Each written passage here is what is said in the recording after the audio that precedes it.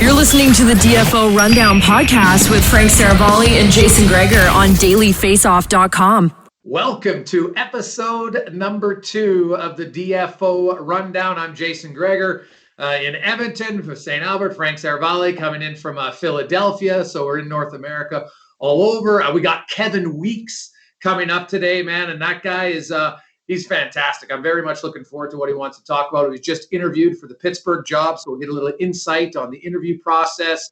And of course, diversity and inclusion in the NHL. We'll talk about goaltending. I think it's a tough position to understand, Frank. So I'm fired up for Weeksy. But speaking of goalies, let's get right into your thoughts. The Chicago Blackhawks. Now, I know they lost 6-5 to Columbus last night, but man, Patrick Kane is like a freedom fighter offensively for them. No Taves, no Doc. He's got like rookie centerman. And then Kevin Lankinen's been on fire, and the Blackhawks are in it. Kevin Lanka, who? What? Like, honestly, was not on my radar at all, and I'm not embarrassed to say that. I don't think he was on many people's radar. Specifically with regard to the Blackhawks, that was one of the real question marks for this team moving forward. They trade Robin Lehner at the deadline last year. He signs in Vegas for 5 years.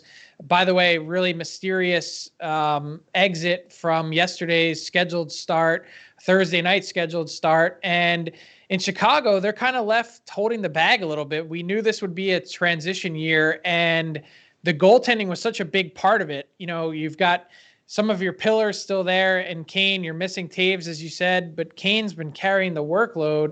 And in goal, you're like, how's this team going to make it? How are they not going to be last year's Detroit Red Wings? And geez, it just goes to show you with how ridiculous Lankinen's start has been, how much a goaltender can cover up some of your flaws. And in fact, I think a lot of teams around the league are getting a little bit of that. For as much as they've struggled, Jacob Markstrom with the Calgary Flames has led their record to be better than it would be.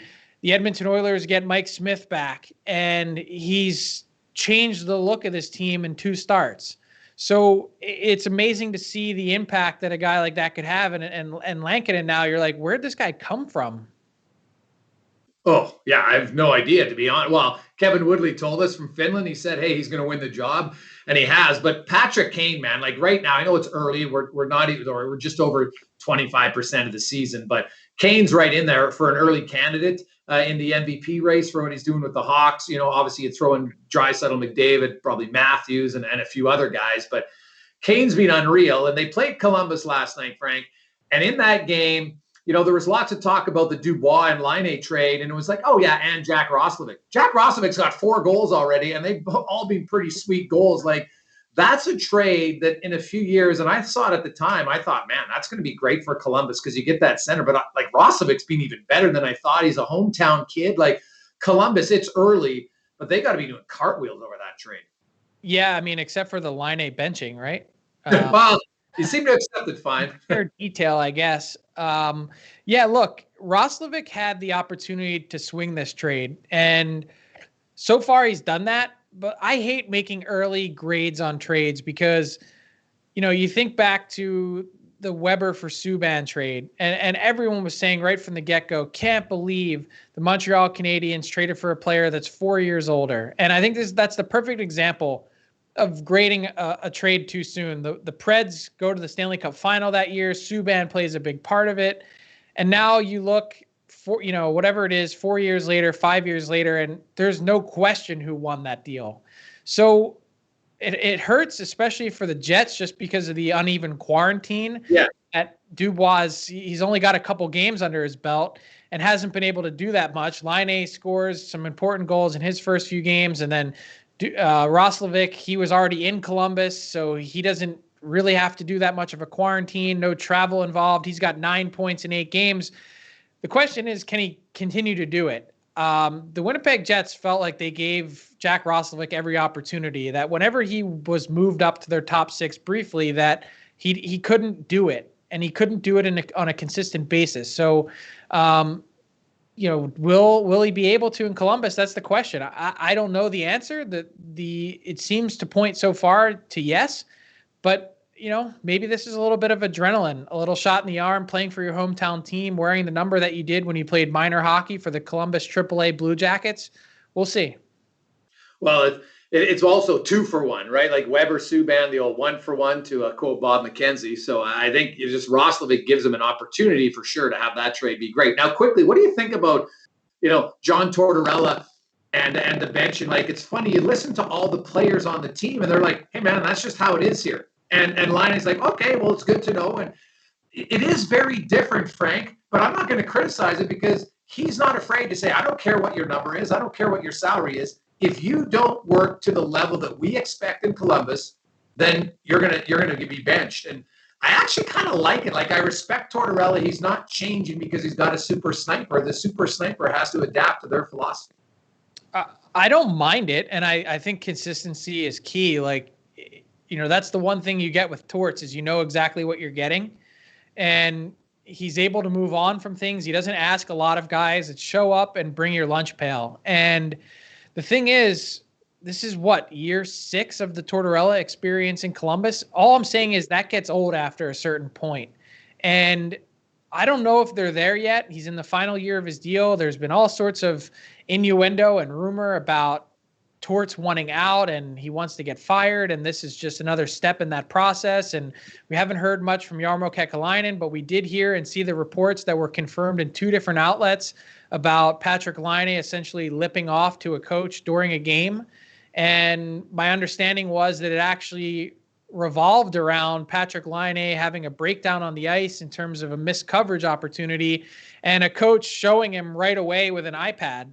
And, after that, he's kind of like, look, I know what I did wrong. Essentially, the F off was said, but that's the gist of it. And so I get that everyone is going to be held to a standard there, and respect is key and is at the heart of all of it. But all I'm saying is at a certain point, guys just have enough of it. And so that seems like a close group in Columbus. I'm sure Jarmo Kekalainen is taking the temperature of that group, trying to understand how much longer that can go on and if they're in a better position for success, potentially with someone new. But all I can tell you is this: that team's got to make the playoffs this year in that division.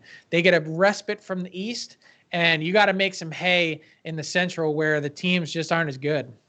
No, that's totally fair. Now, quickly to out west, the Anaheim Ducks and Ryan Getzlaf, a unique situation because of COVID. He's in the final year of his deal. The Ducks, without question, are in a rebuild, but they do have a good goalie in Gibson, and you see what's going on in Chicago. Maybe he wants to stay there. He's really put down roots. What are you hearing on Getzlaf? Do you think he would accept a midseason trade, or is this a guy who maybe just wants to wait it out and go in the offseason or resign? Really good question. And there's no question that he's going to be in demand, whether it's for the deadline, whether it's in the summer.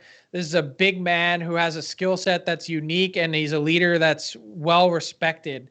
The question is, as you said, does he want to uproot his family in the middle of the year? Is he able to, get by for a few weeks on his own somewhere else in order to take a run at another Stanley Cup? And I could tell you this: I'm in the process, Jason, of working on the first TSN trade bait board of the season. It's going to be launched on Monday. If Ryan Getzlaf is available, he would be right near the top of that list.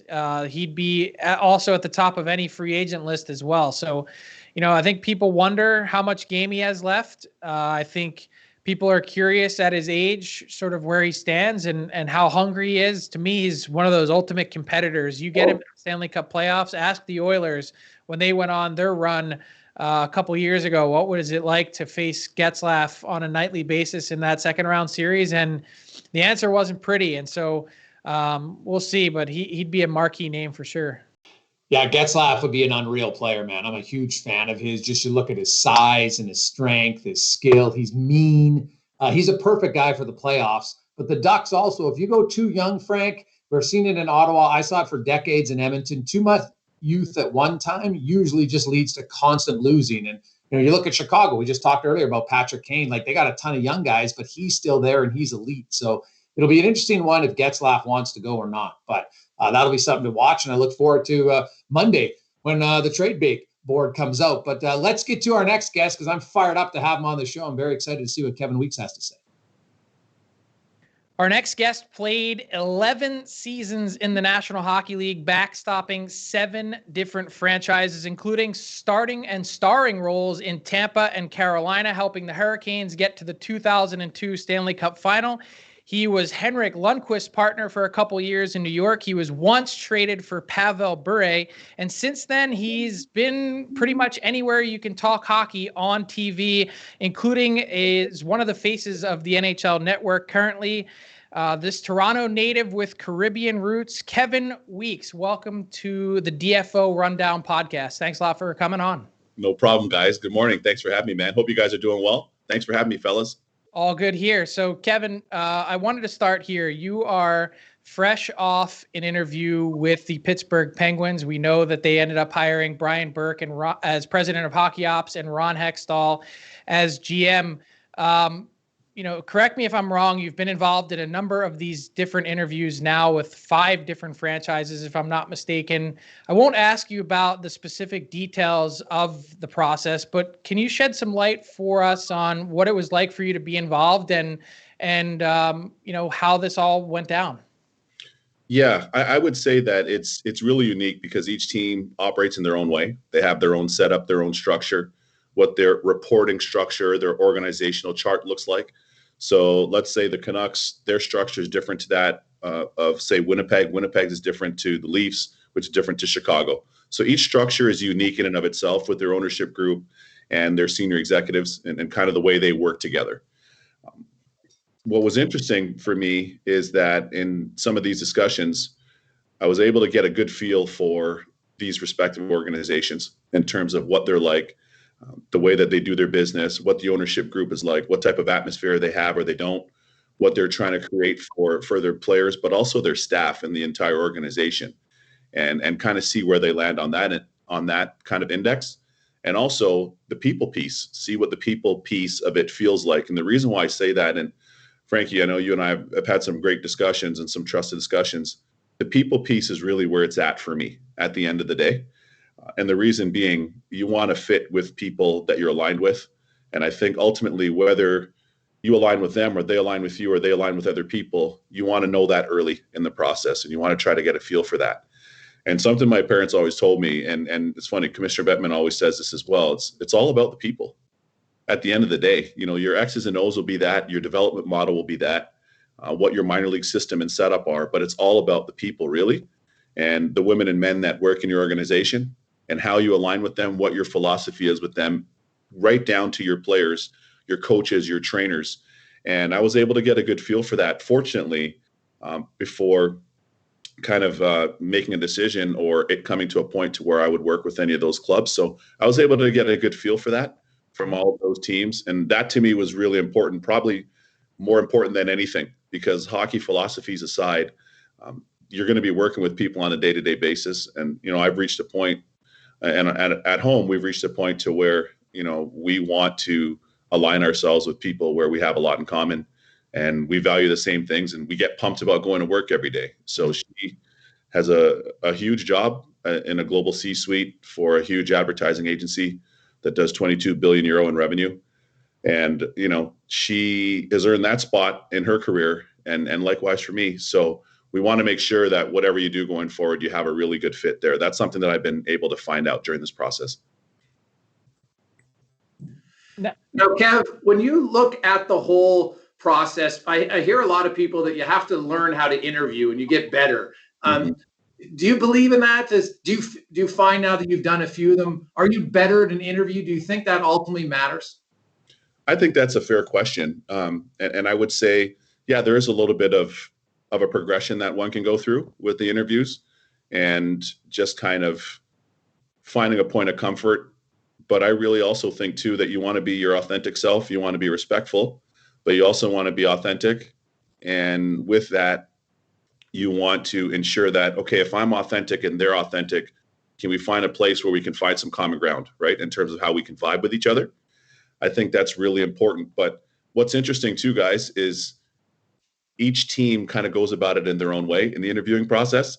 So some teams may lean a little heavier into, okay, what's your vision for our organization?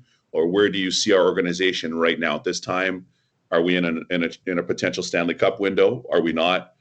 If not, how far away are we? Are we close? Are we a middle of the pack team, like a bubble kind of team for playoffs? We're doing a rebuild. Where do you see us in the rebuild? Those type of things.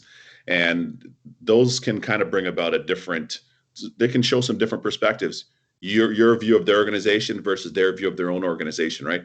But I think all things being equal, what I've noticed as you go along is you have to kind of tailor. It's a balance between, number one, being yourself, being real, being respectful, but also you have to kind of tailor that interview for said club, right? So the way in which you structure your interview, so to speak, for team A is going to be different than C, will be different than team D, because all of those organizations are different. So that's something to keep in mind too, I've noticed.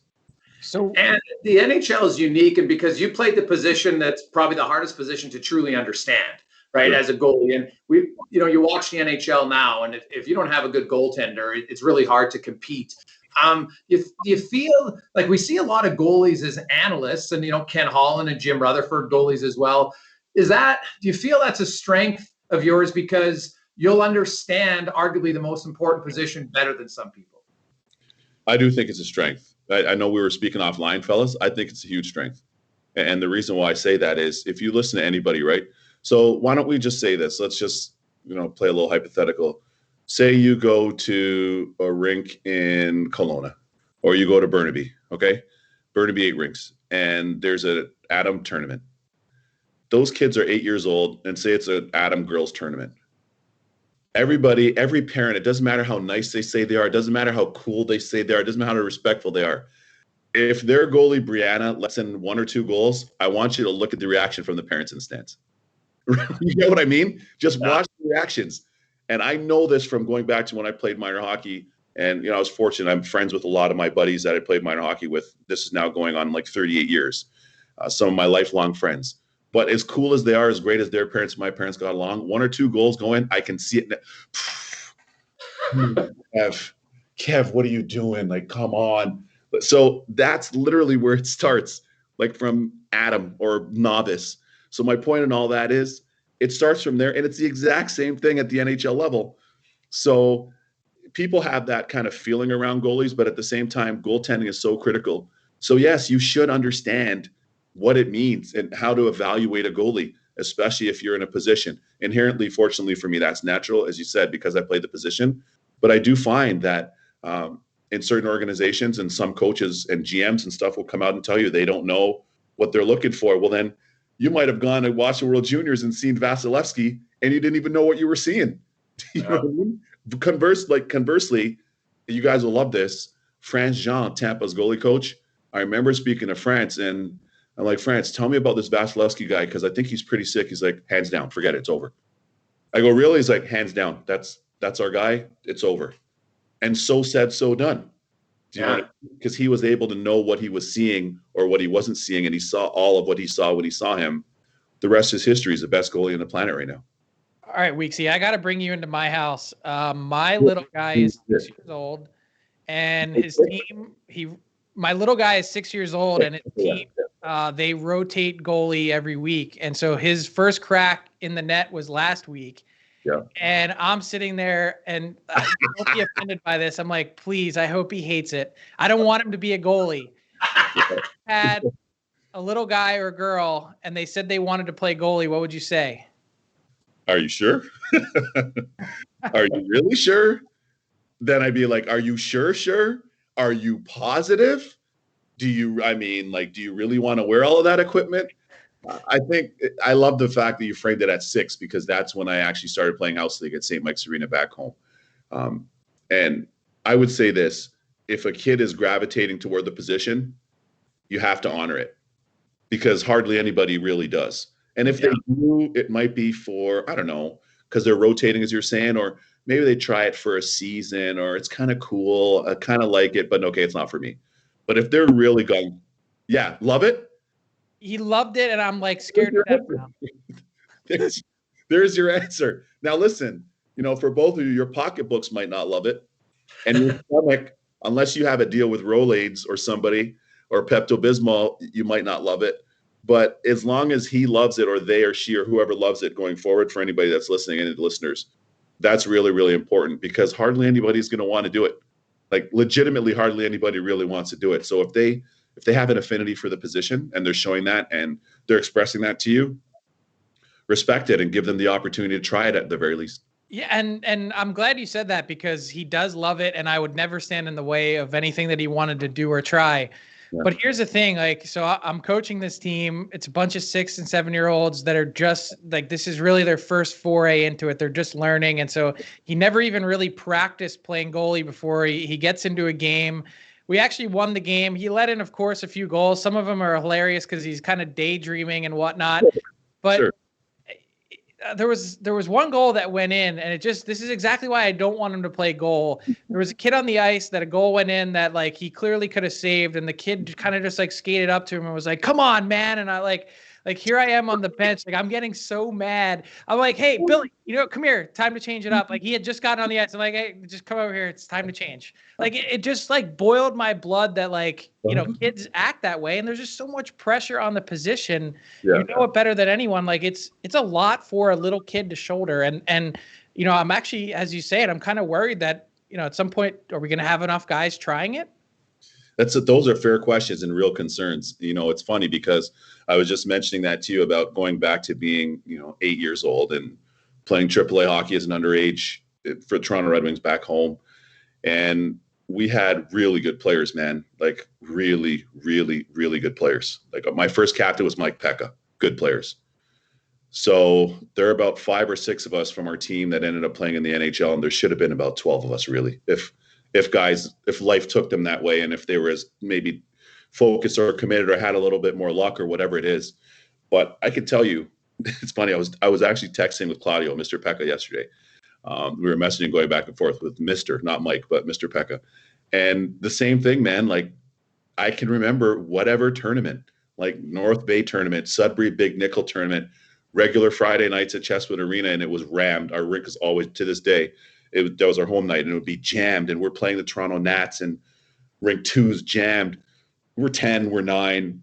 And it's the exact same thing that you just described to me. And I got to tell you, those same reactions, I had them once I got to junior B, like tier 2, playing at St. Mike's. I had them once I got to the O. I had them in the minors, in the AHL, and the old IHL. And quite frankly, I had them at the NHL level. Look, I remember we were playing, there was a former NHLer, I won't say his name, when I was playing the American League. Okay. And I came out of the O, and I was I played number 1 goalie minutes my first year pro in the American League.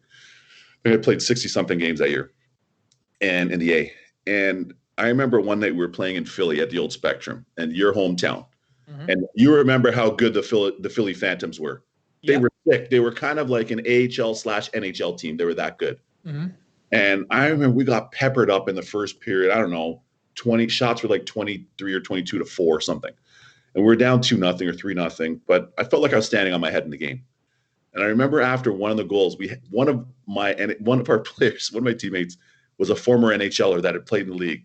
And after a goal went and he looked back, he's like, "Dude, are you doing this on purpose? Like, dude, are you letting this in on purpose?" And I remember I just doing this on purpose. I swear to God, I just had turned 20. Like, it's my rookie year out of junior. And I'm playing like all these minutes, which was amazing for my development and stuff. But I was like, did this guy just say that? But you got to be respectful. You're a young guy, you're a rookie, you're whatever. He played in the NHL. I watched him on TV playing in the NHL. But to your point, man, like that's what you deal with. That is not right. That's not right. And look, whether it's whether it's Kamloops Bantam tournament, we played in Kamloops, we won that, whatever it is, but whatever kind of age, like your son, all the way up to Vasilevsky and the goalies, or the Team Canada, Team Women's Olympians, you're on the bench. Okay, this will kind of crystallize it. You're on the bench, and your goalie partner, okay, he lets in 1, okay, lets in 2. Guys start eyeballing you on the bench, like they're eyeballing you on the bench. Like, what do you want me to do? Like, that's my partner. It's our teammate. We're supporting.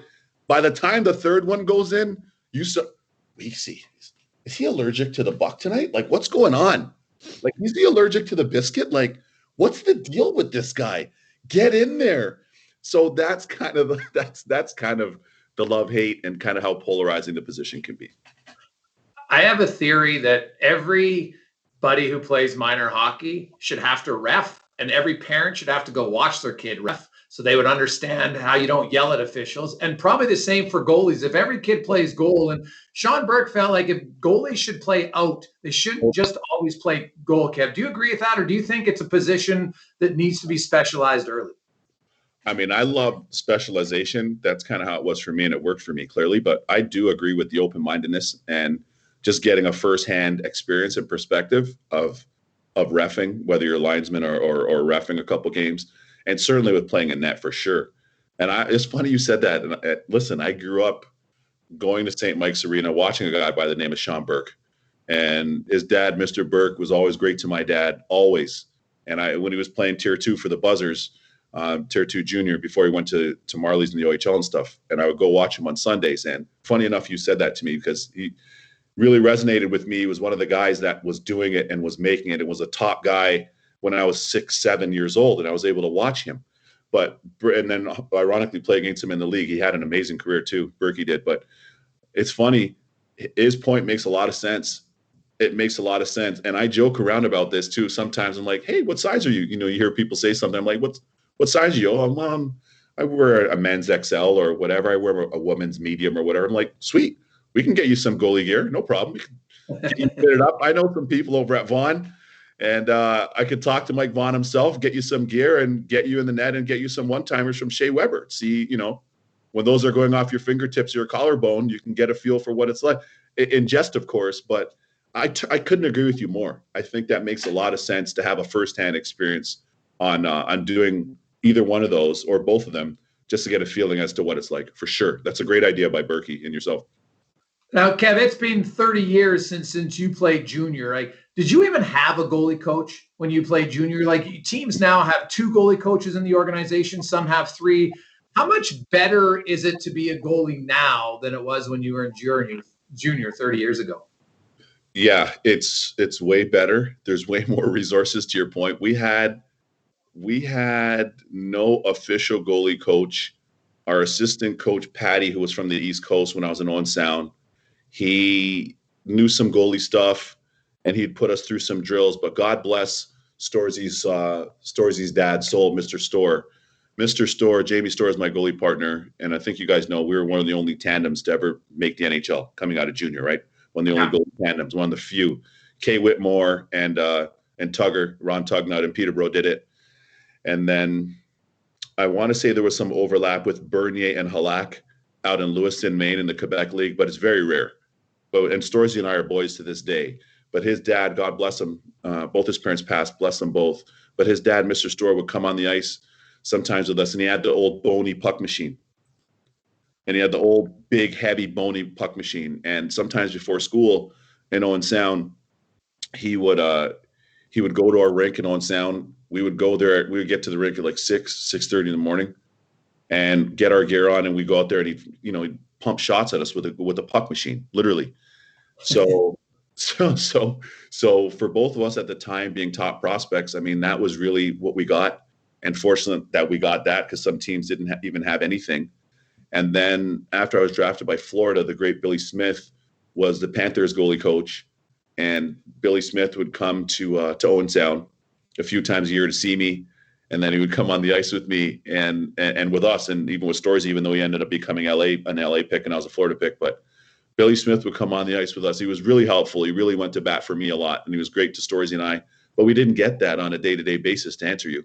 So a lot of it was like watching as many games as we could, reading Goalies World magazine when it was out, and literally reading the hockey news and just hyper consuming whatever we could to try to learn by osmosis, really. So Kev, we could talk to you for hours, and we really want to be respectful of your time and everyone's. I could do several more. Go ahead. I would need to talk to you. This last year has been so difficult for so many people, but it's been really tough on the Black community, and our hearts break for some of the things that you guys have gone through, and we're with you. I got to ask, just on the hockey level, though, Mm-hmm. you know, you're involved with the NHL and their inclusion and diversity. You're on the board and you're in those meetings, and there's a competing interest now, as you know, with the Hockey Diversity Alliance, and they've split off and gone their own way. And both these groups are capable of doing great things that the hockey world needs. But my question to you is, do you think that two groups that are competing and aren't aligned to this point, can they both be successful? Can everyone get where we need to get to with two groups that aren't aligned? I like your question. I think that's a great question, and it's a heavy one, and I'm glad that you asked it. I think ultimately the answer is potentially yes, and theoretically yes. In theory, I've characterized it this way. I think ultimately the end goal or the destination is everybody is trying to get to the same place. So if you look at it this way, if you put in your GPS, this is my end goal, we're trying to get to this location at this address, let's say, and everybody agrees upon what that address looks like, everybody's route may be different. So somebody might be coming from the Southwest, somebody's coming from the Northeast, somebody's coming from the West, and everybody's route to getting to that said agreed upon address to me is very different. And I think fortunately that's the case. I don't like that. I think it would be a lot easier if everybody started from the same place and in essence took the same route. I think it only makes sense. You know what I mean? Because then you all arrive there together and at the same time. Mm-hmm.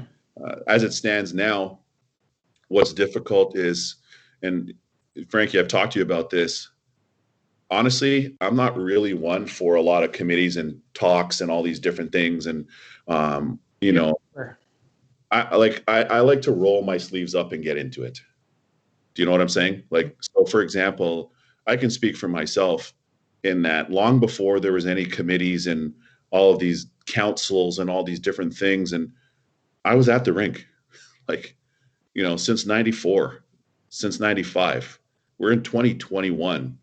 And I was in those rinks and underwriting ice time, equipment, access for a lot of girls and boys back home in Toronto and in our part of Toronto, in Scarborough, in the eastern suburb. And a lot of times people were asking me at that time, they're like, well, why would you do that? Why do you have minority kids? Why would you want to? Like, this is kind of reverse racism. Like, no, we're growing the game.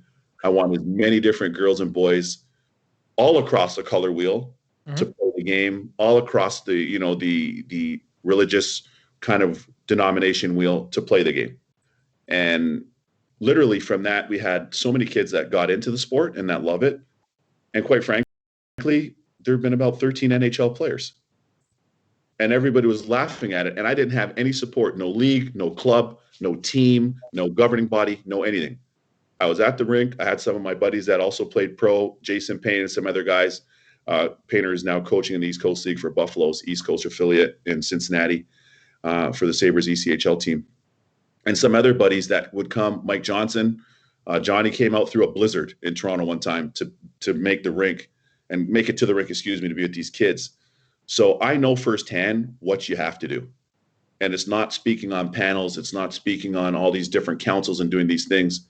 I always have this saying, rink rats get the cheese, and you got to be there. You know what I mean? And I was there. I didn't have any kids. My parents would come to the rink.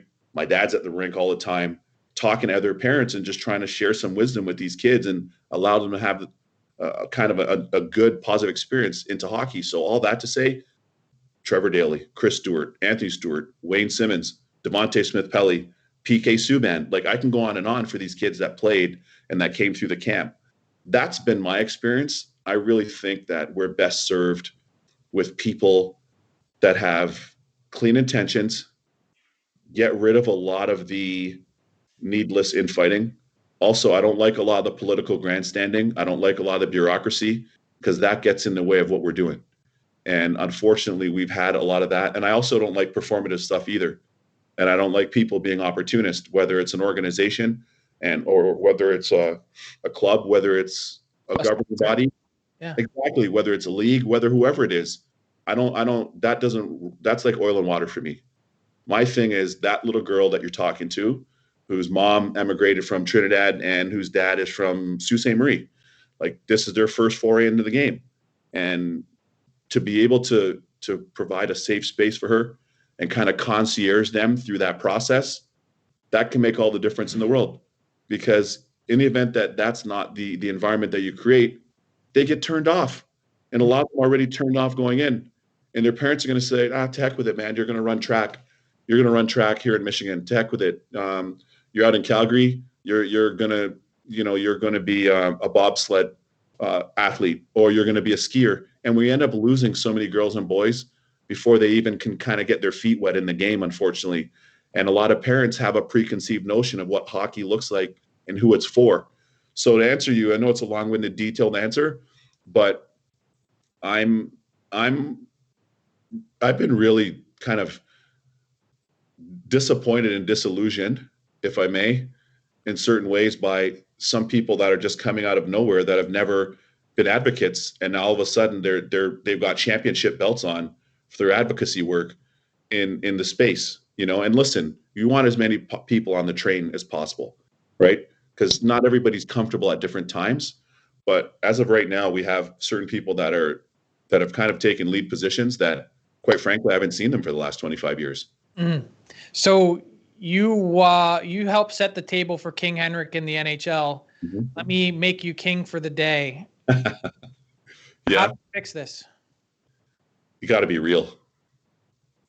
I said that on the first Zoom call. You got to be real. And, people, they look at me like I have 10 heads, but you have to be. Look, let me give you this analogy, okay? So since we were talking about goaltending, let's say I'm in the net. I let in a goal from the far blue line by the bench of the opposing team. I let in a goal. Imagine if I were to say to you, Frank, man, that Zamboni driver messed me up. He screwed me up, man. The parking lot attendant, he didn't have the cones in the right spot. So when I parked, my car didn't go up. Everybody, you're going to say, okay, well, come on, bro. Like, you just let in a bad goal. And listen, we all deal with failure or difficulties or a bad situation. We all deal with that differently. And sometimes, as you get older and you mature, you're less likely to say that, right? And then you get to the point where you're like, hey, listen, I got to stop that. Sorry, ladies, that's my goal. Sorry, fellas, I got to stop that. That was BS. I got to make that save. I'll be better. You get to that point if you're mature. I think that right now, there's a lot of competing interests, unfortunately. And there's a lot of perception. There's a lot of needless jockeying.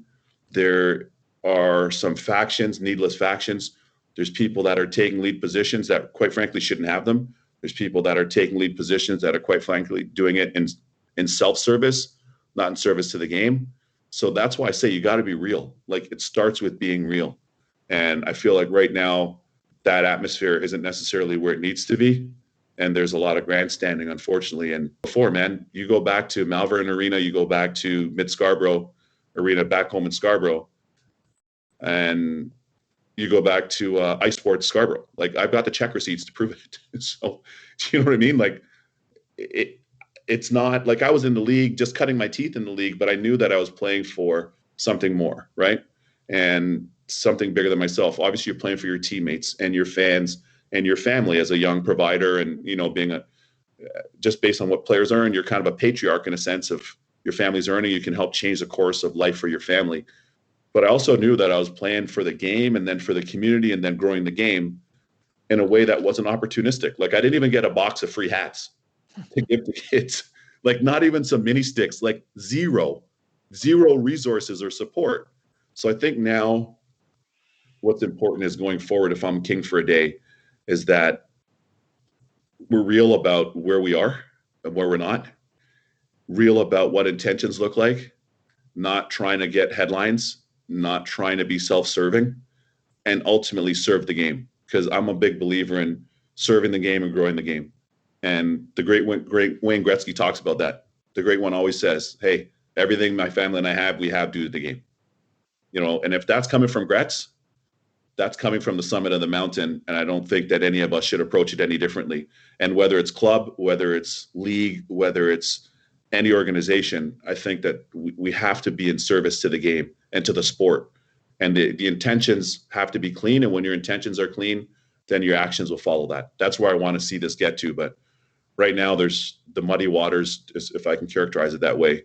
It's become really, really frustrating to the point to where I just kind of bite my tongue on things that are going on. And it's unfortunate because that's not going to help us get to where we want to go in terms of growing the game. You need to have a purity. And I got to say this too, guys, just for you too. Let's look at Sweden, for example, right? Like I've had a lot of friends and teammates that have played in Sweden, that live there, that are from there. And I know that there's some needless kind of bickering and bureaucracy in their hockey federation, let's say. And some of those difficulties they have around development, what the development model looks like, participation, all these different things. But at least they already have their own country. You know what I mean? They have their own country, they have their own infrastructure, they have their own league. Like for us, we don't have that. And we don't have that level of bandwidth. So it needs to be, I really think it needs to be cleansed and it needs to be streamlined going forward.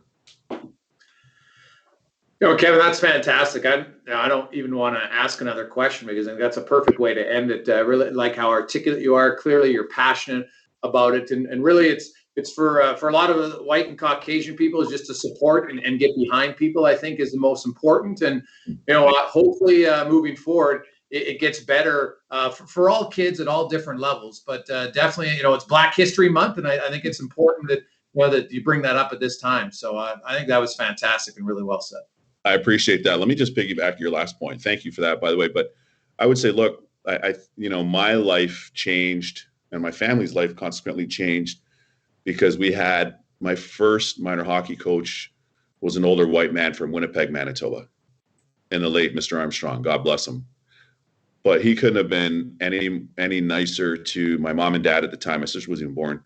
Couldn't have been any nicer. Couldn't have been any more open-minded. Couldn't have been any more accepting. And that level of support, and as I mentioned earlier, I was an underage that he selected to play on this team, and our lives forever changed because of that. But our teams had different backgrounds, especially at the time, from Italian, Greek, Portuguese, British, at the time Yugoslavian, Asian, East Indian, like you name it, and it was really cool. But had not for him and his open-mindedness, to your point, had not for him, I would never be here today. And if he had come into it and said, okay, well, Mr. and Mrs. Weeks, I'm not really sure. Your son's black. You're black. I don't really know. Well, he looks really good, but I don't really. It would have changed everything, Yeah.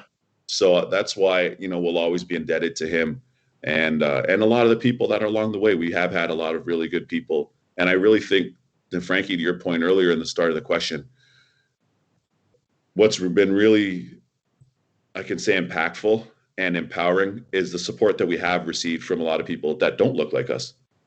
There has been a lot of support in this calendar year, and I mean along the years, but this calendar year more, I think it's drawn more consciousness and more empathy and more compassion. And that really goes a long way too, because ultimately, I mean, in life and in the community, but also within a hockey context, hockey has historically been a white sport and at every level. So it's nice to know that we do have advocates, and there's so many people that have come forward and have been really supportive. Mm-hmm. And I just think in the next evolution of what that looks like, sure that you'll see more players, girls and boys.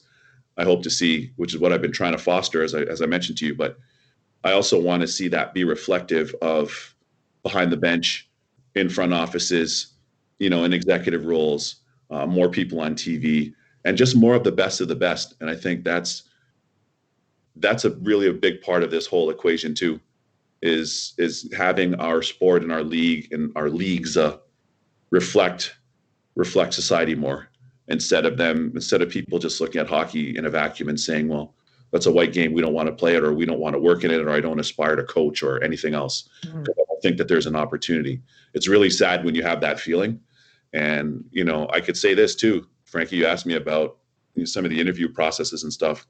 Ultimately, it's going to take somebody, as much as people say that they're comfortable, ultimately it's going to take somebody that's open-minded and comfortable enough to say, hey, Kevin or Michelle or Denise or whoever it is, I feel comfortable with you based on your hockey acumen and your depth of character and everything else to be a part of our front office, whether it's, I don't know, whether it's team president, whether it's GM, whether it's both, whether it's head coach, whatever the case may be, but not allow any kind of inherent biases, subconsciously or consciously, to kind of color their decision making, so to speak. So it'll take a point of comfort, I think, for people, and hopefully that's something we can continue growing towards, because it's going to make our game better. And the more our game matters to more people, you know, and listen, you guys are back home. I'll give you this. Tim Hortons was the first company. And ironically, my dad loves his Tim Hortons. It's so crazy. Like, honestly, my dad's at Tim Hortons, like, to the point to my mom's like, Carl, like, my dad will go to Tim Hortons, have his coffee, have his whatever he's eating there, and then bring like 2 coffees home for takeout. We're like, bro, we have you have a coffee, you're fine. You don't need to bring it home. But that's the affinity that, just for example, my dad has as a Caribbean Canadian now. That's the affinity that he has for the brand. But at the same time, Tim Hortons is the first company back home in Canada to really embrace diversity. And even if you remember their hockey commercials, you know, and the one that's, I think it's at Weston Arena back home, it was set, but there's an older Asian grandfather that's at the rink. He's at the glass watching his grandson play. It's like 6 a.m. And they're one of the first companies to really embrace that and to kind of tell that story and expand what that story looks like and the people that are a part of it. And I think our game is better for it, and it will be better for it going forward. Because if you look historically, Brendan Shanahan's Irish, man. Like, let's be real. Shanny's parents are from Ireland. Like, he played for Team Canada, but he's Irish, you know. Roberto Luongo's parents are Italian, which I know them well, but he put on the jersey. You know, it's the same thing. Like, if you look at Team USA, World Juniors this year, all these different years, you see different last names. Like Arthur Kaliev is a Russian kid, you know what I mean, who was raised on Long Island and who ended up scoring his first goal for the Kings. So my point is, all of that kind of that expansion and growth of the people that play it and that work in it will ultimately drive more people that love it and like it. And it's going to take our game to the next level. Well, Kevin, you know, in this month we were supposed to be honoring Willie O'Ree with his jersey being retired in Boston for breaking the color barrier 63 years ago. And that's why I wanted to have you on, because someone's going to break the color barrier in these front offices, and you're knocking on the door, and we appreciate your time. Guys, thank you so much, man. This is a great chat. Let's do it again. Kevin Weeks, how awesome was that, Frank? Fantastic stuff and well-spoken. And to me, it's only a matter of time before he's going to be a GM. Yeah, it's so genuine. That's what really strikes me. There's a lot of work to be done, but he's the guy that wants to get a shovel and dig in and do it. Well, that's episode 2 of the DFO Rundown with Frank Seravalli. I'm Jason Gregor. Thanks for tuning in. Of course, tell all your friends. You can download it to anywhere you get your podcasts. We'll talk to you on Monday. Thanks for listening to the DFO Rundown with Seravalli and Gregor. Keep it locked on dailyfaceoff.com and subscribe wherever you get your podcasts from to never miss an episode.